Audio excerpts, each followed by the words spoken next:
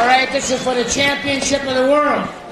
We've already gone through all the instructions. I expect a tough, clean fight. Any questions from the challenger? Nope. Any questions from the champion? Let's get it on. Can Norris take the pace of a tough, long fight? Meldrick Taylor sprints from his corner. The speculation is that a faster pace will favor Taylor. A slower pace might give Norris more chance to marshal his efforts for the knockout he wants to seek. Body punching from Taylor to begin the fight. 大家好，老师从业中医男科30余年，帮助了数千名海内外华人朋友通过中药调理重回男性雄风。如果你也存在房事时间短、勃起无力、硬度差、中途疲软、肾虚、前列腺炎等问题，现在就加中医老师微信574-993-200，纯中药，一人一方，治根治本，帮助你持续坚挺20至40分钟，补肾壮阳，延时助勃，彻底告别快男软男。记住微信574-993-200。 Lands the right hand as they step apart, and now Terry Norris initiates an exchange for one of the first times in the bout.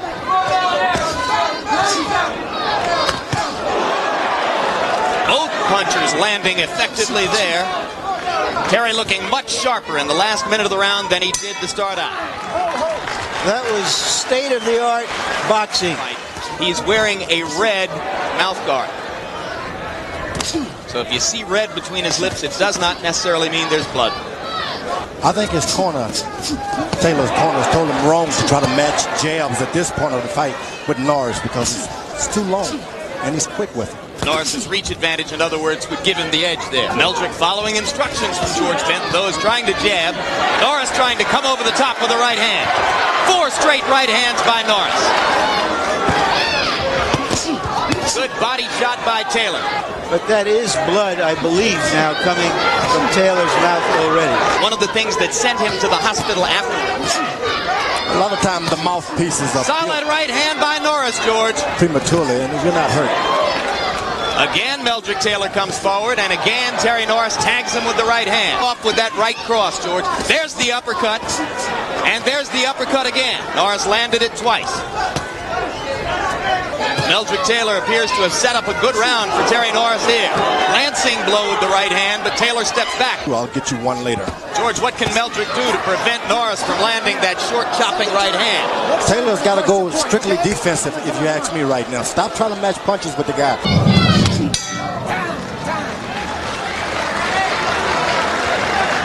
Now here's Norris in his most effective early in the round. A straight right hand, and then followed by another one. But neither one budged Taylor. Keep that in mind. Neither one budged Taylor. They certainly got his attention, but he hasn't just fallen over. Round 3, WBC Super Welterweight Champion Terry Norris defending his title against WBA Welterweight Champion Meldrick Taylor. Between rounds, George Benton told Meldrick Taylor to stick with the jab, and you shook your head. No way. He's got to hit and move out of the way. Hit, move out of the way constantly. That's his only hope. Well, as they traded punches there, Meldrick Taylor got in a left hook that may have been his most effective blow. And now for the moment, Taylor seizes command and steps inside. Get that punches up. Come on, come on, come on.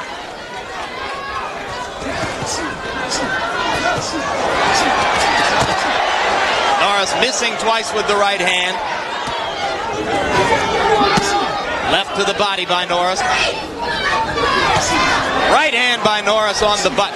Meldrick doesn't have a lot of commitment to the jab, George. No, he should never. He's standing still because his corner told him to use this jab. If they had told him to hit and run away, he would have a better chance at this point. I didn't get him low. Right hand lands. And Taylor sticks his tongue out at him and says, I took your shot, you didn't get me.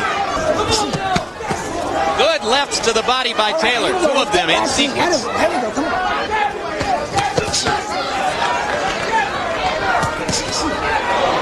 There's the right again, sneaking over the top of Taylor's left. And for the moment, the blinding hand speed of Meldrick Taylor has been neutralized as he waits outside for Terry Norris to step forward with power shots.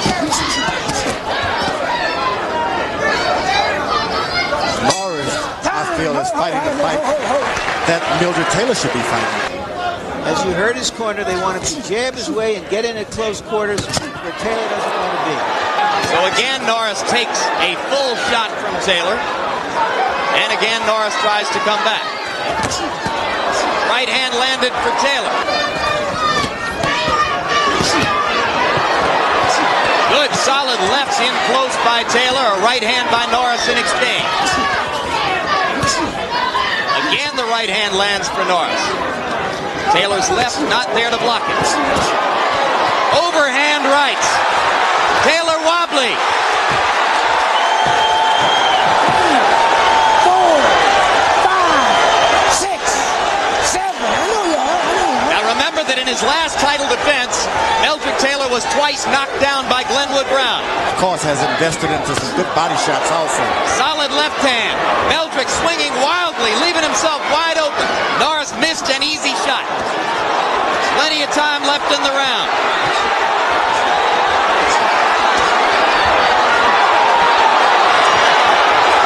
The word on the back of Terry Norris's haircut is knockout, and that's what he's thinking about right now. Lou Duba yelling for Meldrick Taylor to clinch, but Meldrick keeps throwing leather and dropping his hands.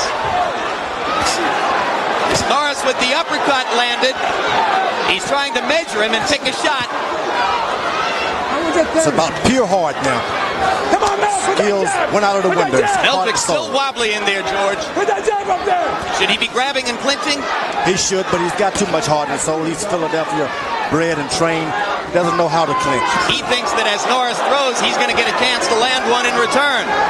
Norris with another solid right. Meldrick is woozy on the ropes. Second knockdown. 4, 5. There'll be about 20 seconds left when the count is complete. Here comes Terry Norris to try to finish him off. There's no 3 knockdown rule. Keep that in mind. And there's no quit in Meldrick Taylor. A decision for Lane to make. He's very close to stopping it, and there it is. Rightful decision.